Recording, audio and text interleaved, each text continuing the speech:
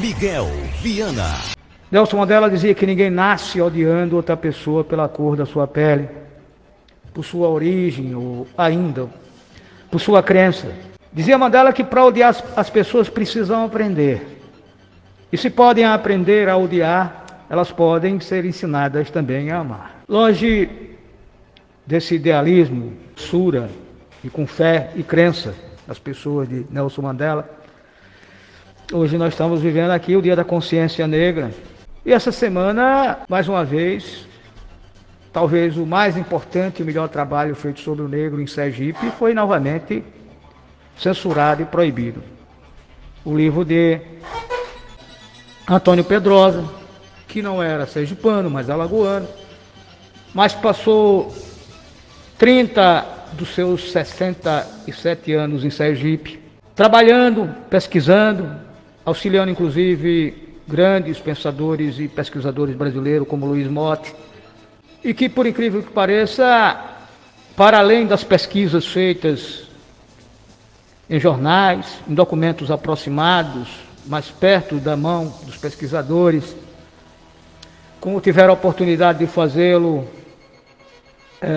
outros que escreveram sobre a presença do negro na formação da sociedade sergipana, processo de venda de carne humana absurdo, ou escravidão.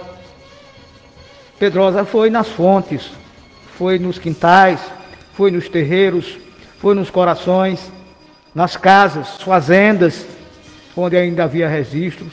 Sou com pessoas com 90, 80, 100 anos, desde a década de 60, num trabalho extraordinário que concluiu no primeiro governo João Alves. João Alves, um negro, a pedido da elite de Sergipe, já tinha proibido que Pedrosa publicasse o livro Sangue, Suor, Senzala e Açúcar de Ambição, sobre o maior mercado de escravos de Sergipe, que foi Estância, e seus agregados, seus aproximados, Santa Luzia, Indiaroba, Itabaianinha, onde hoje é Umbaúba, onde é Cristianápolis, e outras regiões aqui. E mais uma vez essa semana uma família alegando absurdamente que o defunto, porque a alegação é que Pedrosa, em 2010, havia surrupiado documentação de uma fazenda aqui, quando na verdade Pedrosa faleceu em 2006. 4 anos depois o defunto estava roubando documentação numa fazenda aqui. Reveladora. E a família hoje de Pedrosa, nesse Dia da Consciência Negra, deve estar alegre. Seus filhos são sergipanos, sua esposa é estanciana, Ana Helena de Pádua Costa Barreto, pesquisadora hoje da Universidade Federal de Pernambuco, aposentada, mas continua seu trabalho de orientação na formação de novos antropólogos. Ela que, além de socióloga, estudou também física e fez um belo trabalho sobre a presença do negro no Nordeste, e que tinha como referência, inclusive, o livro O Negro e a Violência do Branco, do sergipano Ari Oswaldo Figueiredo. Portanto, a gente chega nesse dia e nessa cidade em que recentemente, por exemplo, o professor Acrisio publicou seu livro Estância Secular, e faz em 2 artigos referência à presença do negro e da escravidão na formação econômica e na deformação moral da sociedade estanciana, e que outros autores sempre marcaram sua presença. Nessa cidade nasceu Raimundo Souza Dantas, que lutou ao lado de Abdias Nascimento contra o racismo nesse país. Nessa cidade que nasceu o Hélito Nascimento, que é hoje liderança do Quilombolas, do Porto da Areia, dessa cidade dos negros da Curuanha, resistentes e teimosos. A gente fica arrepiado, sobretudo quando a gente se lembra que quem começou essa perseguição, Antônio Pedrosa, foi um negro, mas um negro do poder. E eu conversava um dia desse com meu filho, e a gente fica abismado. Uma das pessoas referenciais para que Raimundo Souza Dantas fosse quem fosse, foi Graciliano Ramos. Começou no lendo Graciliano, começou lendo José Américo de Almeida, Érico Veríssimo, e Graciliano virou, velho Graciliano virou amigo de tanto do estanciano Raimundo Souza Dantas, como da estanciana Alina Paim, a quem prefaciou um romance, a quem ajudou a melhorar a sua qualidade de escrita.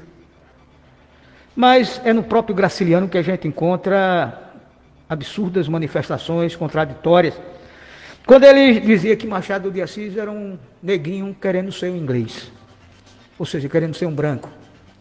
E quando Ledo Ivo escreve um artigo para a revista Manchete, na década de 70, e revela o maior amigo, aliás, de Graciliano, Ledo Ivo, e revela que até consultar alguém sobre a origem da sua esposa, Graciliano consultou. Graciliano, comunista, marxista, escreveu livros importantíssimos brasileira, por muitos considerado o maior romancista do Nordeste, mas também Graciliano estava à presença disso. Se calcule num sujeito como João Alves, que chegou, não digo assim, embranquecido, mas lavado sanitariamente e perversamente pela elite ao poder, se ia aceitar isso. Mas fica o registro nesse dia de luta, nesse dia de tantos estancianos e estancianos nascidos, estancianos aqui chegados, o Jorge Maravilhas da vida, as Andrelinas, o professor Azarias, a Rosa do Quilombo, Rosa de Eleusírio e tantos outros que estão o poeta Wilton, tantos outros que militam em causas hoje e militaram a vida inteira nessa cidade. E a gente essa semana viu que o ministro Ricardo Lewandowski do Supremo Tribunal aceitou o pedido da Procuradoria-Geral da República para abertura de inquérito contra a deputada Bia Kicis, do PSL do Distrito Federal, por racismo que existe lá, que existe cá, que nos toca aqui, que nos toca lá. Porque em setembro a fanática bolsonarista usou a internet para atacar o processo seletivo do Magazine Luiza, reservado a profissionais negros. E na postagem em suas redes sociais, a parlamentar afirmou sarcasticamente que os ex-ministros Sérgio Moro, da Justiça, e Luiz Henrique Mandetta, da Saúde, que hoje é considerado traidores pelos fiéis capachos da presidência da República, esses ministros estariam desempregados e se pintariam de preto para fingir que eram negros e conseguiriam uma vaga num programa lá do Magazine Luiza. Lembrou o próprio vice-procurador-geral da República, o senhor Humberto Jacques Medeiros, no pedido para abertura de investigação ao STF, a prática de pintar o rosto de preto é conhecida como blackface e consiste na caracterização de personagens do teatro como estereótipos racistas atribuídos aos negros. Ela é uma prática criminosa. Fazer alusão à discriminação positiva promovida por uma loja de departamentos com programa de trainee exclusivo para candidatos negros, a parlamentar ilustrou a postagem com fotos dos ex-ministros, tanto Moro como Luiz Mandetta, com um mecanismo conhecido como blackface. O ministro Ricardo Lewandowski avaliou os fatos narrados e concluiu que podem constituir ilícitos penais e considerou as diligências solicitadas pela PGR como necessárias. Mas essa moça já tem outras investigações abertas e, como ironiza, por exemplo, essa semana o site Metrópolis, a parlamentar é alvo de 3 inquéritos no STF e já pode pedir música no Fantástico. Não é assim, dizendo que quando o cara faz 3 golados, ela já era alvo da corte nos inquéritos de fake news, de atos antidemocráticos relatados pelo ministro Alexandre Moraes, e a deputada também foi criticada por xingar ministro do STF e ensinar nas redes sociais a burlar regras de proteção na pandemia, o que é também ilegal. E nós chegamos a esse dia e vemos uma representante do povo brasileiro usar de artifícios enquanto estamos aqui assistindo de boca aberta o que se quer fazer com o Enem, que foi criado lá no governo de Fernando Henrique Cardoso, mas foi democratizado na era Lula. Porque o Enem, que parecia consolidado como uma dessas políticas de Estado, imunes a cores, a ideologias, agora, 2 décadas após sua implantação, em 1998, se eu não me engano, mais de 500 universidades brasileiras, públicas e privadas, usando o Enem em seus processos seletivos. E nem mesmo aquele presidente Michel Temer, que promoveu a reforma conservadora do ensino médio, usou mexer. Agora a gente vê nessa gestão Jair Bolsonaro se tentar destruir os mais diversos projetos federais de viés popular, e o Enem é um deles. E não é de estranhar a estapafúrdia declaração dada por ele essa semana em Dubai, de que o Enem começou a ter a cara do governo. Ou a cara ou outro negócio. Aquele negócio de sentar e não assentar. Porque na realidade, desde a primeira edição do exame sobre a gestão, essa gestão, a cara do governo já se manifesta. Todo mundo sabe disso. E quem não se lembra do ministro da Educação, Abraham Weintraub, que já falava em melhor Enem de todos os tempos. E o que era isso? Está aí. E do ponto de vista político, administrativo, a situação vai piorando e a gente vê que não deu outra. A cada Enem acontece tantas falhas, irregularidades desse governo. Quem não se lembra do fiasco de 2019, que não serviu de aprendizado nem para o ministro, nem para Bolsonaro. E do ponto de vista do conteúdo, já na edição de 2020, o presidente bravejava que as questões de Enem eram ridículas, eram absurdas, mas agora em 2021 está previsto, o que está previsto para amanhã, em 28, o Enem, mas suspeita de irregularidades contaminam sua realização. E chegou ao TCU, ao Tribunal de Contas da União, e à Controladoria Geral da União, denúncia de 37 servidores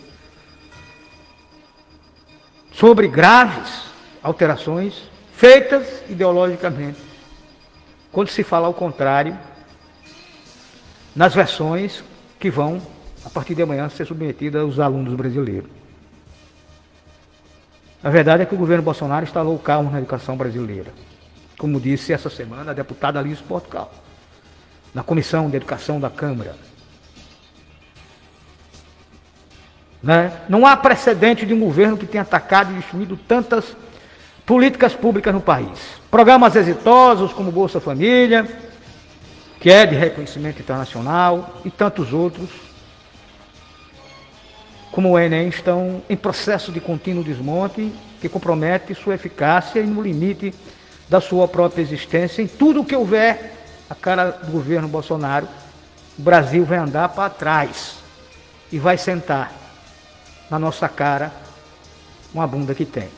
Por isso, hoje, os professores organizados em categorias estão distribuindo nesse país um novo programa em defesa do Enem, da educação, das cotas, diante de tanta aberração que a gente tem visto,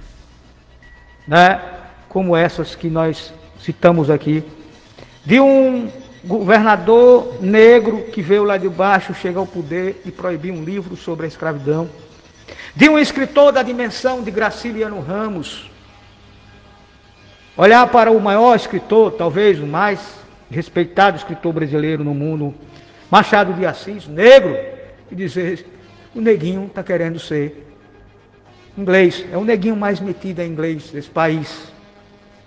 Num viés de racismo contraditório com qualquer ideologia libertária. E a gente fica aqui pensando no livro de Antônio Pedrosa.